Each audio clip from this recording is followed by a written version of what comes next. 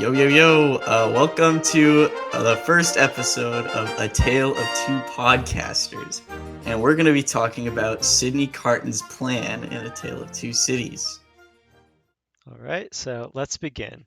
So tell me, Devin, what's the plan for? Basically, Charles Darnay, he's an aristocrat, right? And the revolutionaries in France, they didn't like that. So they were going to execute him. But Sidney Carton, he didn't want that to happen.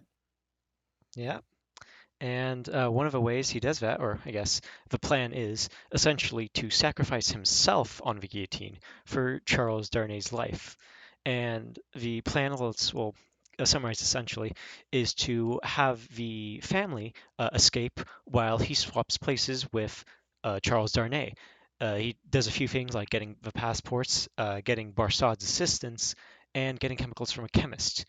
After in the end, he ends up dying, and the other family, the Manettes and Laurie and everyone in Paris at the time, lives happy lives as the ending describes.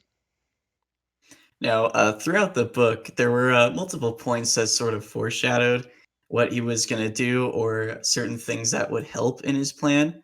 One being at the beginning of book the second, when it was established that Charles Darnay and Sidney Carton looked very similar. And he at first was Sidney Carton was disgruntled by this because Charles Darnay just seemingly had a better life than him. And this was integral to his plan on swapping places with him without people noticing. Yes, and more deeply, the fact that throughout the book, Charles and Carton have always been shown as sort of essentially like juxtapositions. They're the same look, and therefore people would assume they're kind of like the same person. But Carton is a, let's say, discouraged lawyer, while Darnay is a former aristocrat. They both have suffering in their lives, but while Charles essentially betters himself, Carton is always down in the dumps, like taking, like drinking, and stuff like that.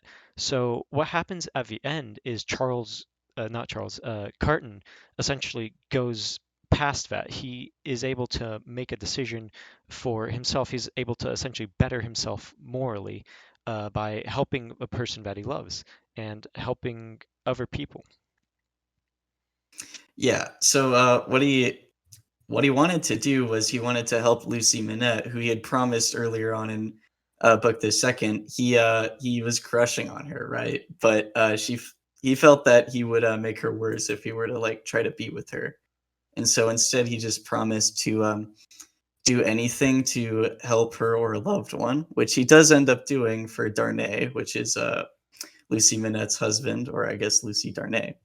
So that was just something that pushed him to better himself because it was like Lucy made him want to be better, and that made him become heroic in the end. Exactly.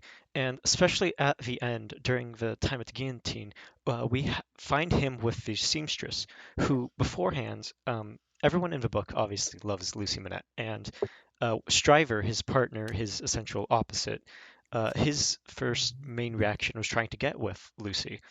But Sidney Carton, while also liking Lucy, believed himself to not be worthy of her love, especially because he thought that he would make her worse. But at the end, it's shown that he has grown as a character, as a person, that he's finally able to consider himself worthy of being loved. He no longer considers himself, say, grime in the street, but he considers himself a person who is sacrificing himself and a good person.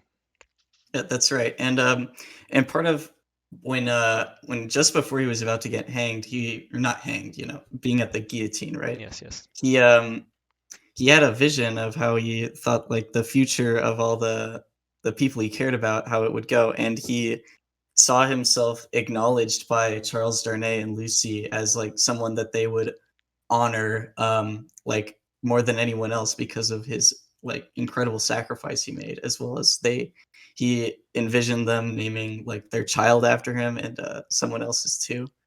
So yeah, he felt very accomplished in that moment, which was something that he never really experienced with Shriver taking all the credit back as a lawyer. Yeah, that's exactly like the point that he is able to essentially live vicariously through other people, and that the family, especially the fact that in his imagination, let's say, that may or may not be true, or at least that's what he wants to be true or wants to believe, that the children of Lucy and Darnay are named after him, and especially the fact that they themselves become lawyers, but not like a lawyer like Carton is, a lawyer that's famed and well known. Something that he, in his lifetime, was unable to achieve due to his, let's say, less lack of confidence, and when he gained his confidence, it was too late. So it's essentially giving him what he always wanted but was unable to get. And also for Carton's death, another character, a major character, died at around the same time, and that was Madame Defarge, and she was a major driving force for the revolutionaries, and she was killed in a fight with Miss Pross, and basically with her death as a major part of the revolution, and Sidney Carton dying as a stand-in for Darnay. That's like the death of the aristocracy, which was the revolution's plan. And those two deaths practically they marked the end of the revolution, which tied up the ending of the book as well. Well, that was a good discussion about Carton's plan. Come back next time when we talk about A Christmas Carol. Yep. If you enjoyed this video, remember to leave a like and subscribe, and we'll catch you next time. See See ya! ya.